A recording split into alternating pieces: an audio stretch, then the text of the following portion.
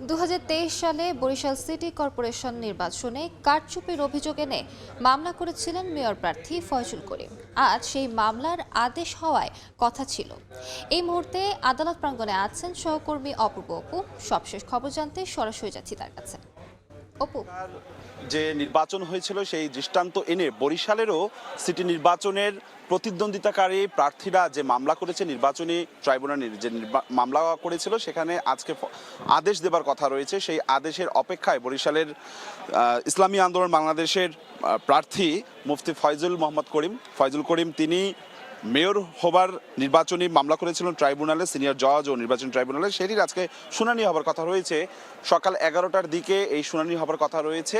যদিও তাদের নেতাকর্মীদের এখানে উপস্থিত না থাকতে তিনি কড়া নির্দেশ দিয়েছে এবং এর আগের শুনানিতে আমরা আদালত চত্বরে নেতাকর্মীদের বিপুল সংখ্যক উপচে পড়া ভিড় দেখেছিলাম। রাস্তার সামনের যে সড়কটি রয়েছে কোর্টের সামনে, সেটিতে দেখেছি যান চলাচল বন্ধ হয়ে গেছে। তবে আজকে যান চলাচল একেবারে স্বাভাবিক রয়েছে।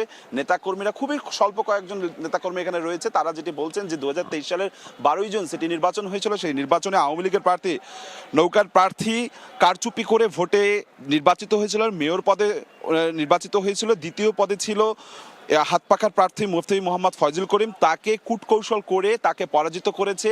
তার উপর হামলা করা হয়েছিল, রক্তাক্ত করা হয়েছিল বলে অভিযোগ করা হয়েছে এখান থেকে।